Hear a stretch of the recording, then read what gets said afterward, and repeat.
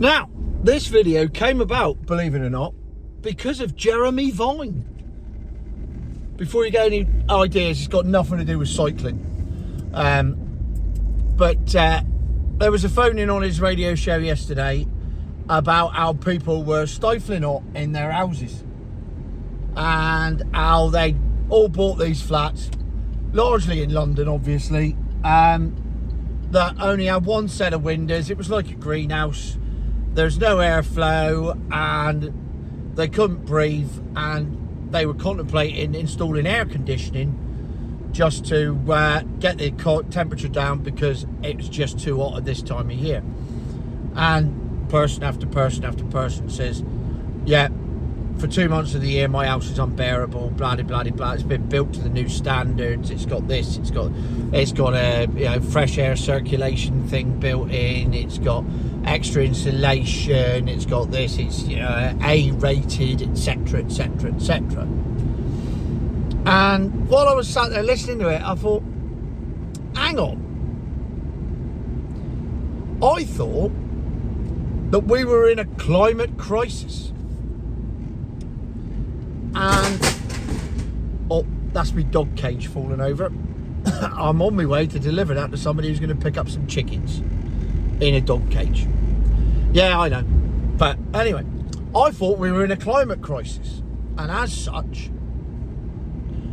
the earth was boiling. To quote Gutierrez, leader of the United Nations, the earth is boiling, and we can't reduce the temperature. All we can do is reduce the rate at which it rises for the next foreseeable future 50, 100 years. This is what they keep banging on about on every news channel that I don't watch, and every TV program known to man is climate this, climate that. Here's the bit I don't get. If the earth is boiling, and if the temperatures are only going to rise, and if it's getting hotter every year, why are we building houses so well insulated that people cook in them? I appreciate they work better in the winter, but the whole thing about climate is that we're going to have longer, hotter summers. So we're building houses for longer, colder winters when we're going to have longer, hotter summers, if you believe the climate crisis shit. So this is why things in life don't make any sense to me. Because if that was the case, wouldn't we be building houses that cooled themselves quicker and were cool to live in and didn't have insulated carpets and didn't have insulated walls and ceilings and had more windows and had air conditioning built into them and cold air systems and all the rest of it? If that was, we were building for the future, that's what we would do, because that's apparently what's going to happen. Now here's the other bit.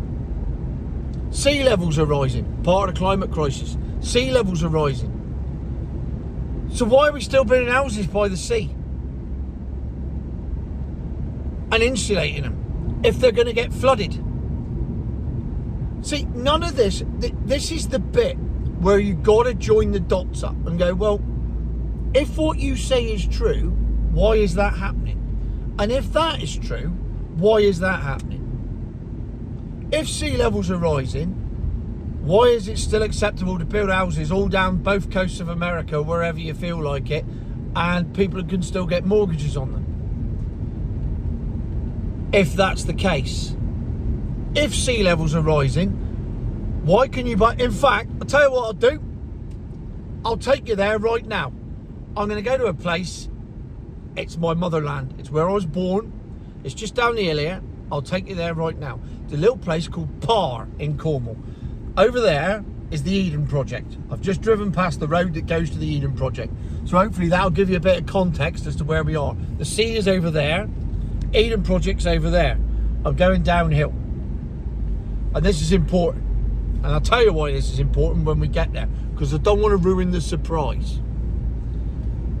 But the point is that all of this joined up thinking of how, oh, we're in a climate crisis, we need to save energy.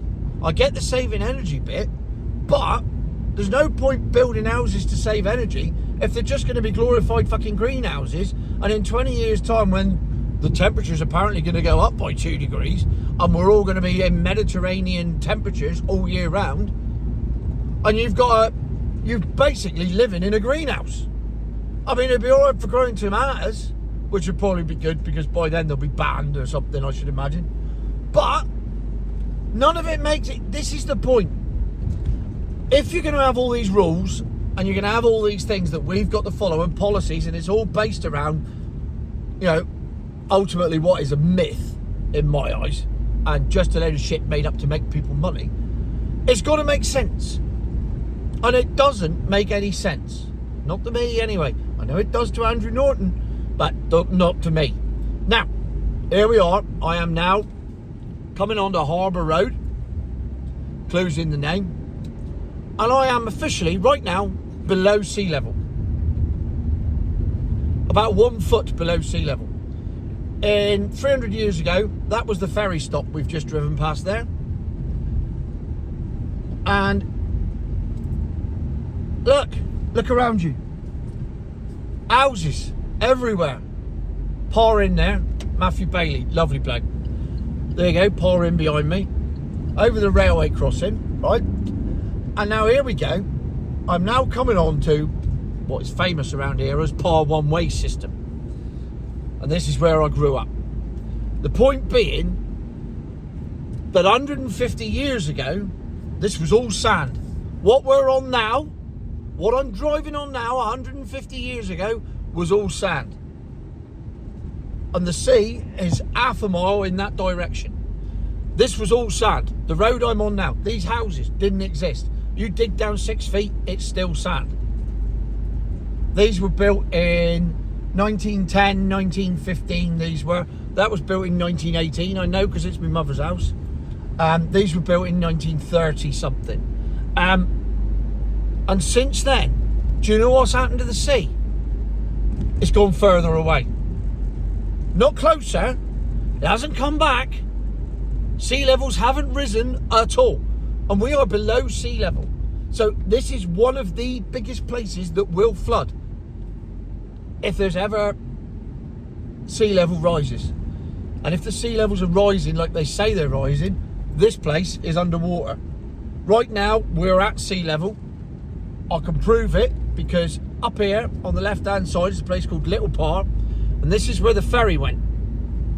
About 150 years ago the ferry stop was right there, and it went over to the other place where I said this was sea level, and the ferry went between the two not that long ago.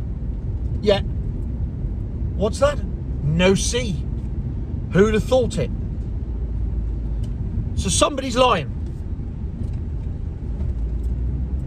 And I think my practical demonstration proves that it's not me, because the sea levels aren't rising around here. And here's the thing, it's like, yeah, but that's just here. No. Now, granted, I wasn't the greatest at physics. I got an E in GCSE physics, but even I know that water finds its own level. So doesn't matter where the level rises, the level rises. And just because it's not risen in one place, it doesn't mean it's going to rise in the other. It rises in the same way everywhere. That's what water does. It's not on a fucking slope, it's level at all times. Helped, of course, by gravity, apparently. But nevertheless, so you can't say, just because the sea levels aren't rising here, they're rising up. No, there's only one bit of sea that goes around the world. It may be divided up into different oceans, but it's all joined up. It's all one big mass of water that goes up and down. That's just life. Unless you're a flat earther, which of course I'm not. I know I get called it all the time because I have all these conspiracy theories. It's not a conspiracy theory every time it becomes fact. And the fact is, sea levels aren't rising. There is no bloody climate crisis. This is called summer, what we're having now. It's what we used to have years ago. You remember when we were kids, and all right, I'm preaching to a certain demographic here. I'm going back to the 70s and early 80s.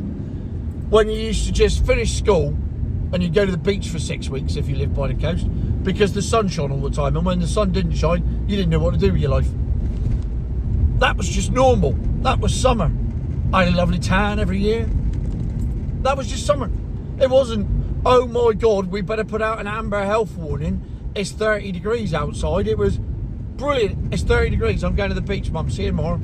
And off you go. And it's just getting on my tits. So I thought, I'll unload it and I'll get it on somebody else's tits instead. So feel free to chip in with any pearls of wisdom you have on the climate crisis and on sea levels rising, because ultimately it's the climate crisis that has brought about milk floats. No climate crisis, no milk floats, because we wouldn't need them. We just carry on driving our petrols and diesels and everything will be fine. But no, we had to change it.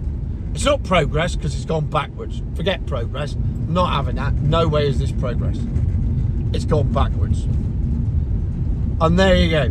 So that's why I'm teasing about climate crisis and sea levels rising, because that's the reason we've got to have milk floats. And I hate milk floats. Now, saying that, I don't hate milk floats. I hate the concept of being told I can only have a milk float and no other cars are acceptable. That's what I hate. And that is the problem. And that's where Future My Arse came from. Future My Arse.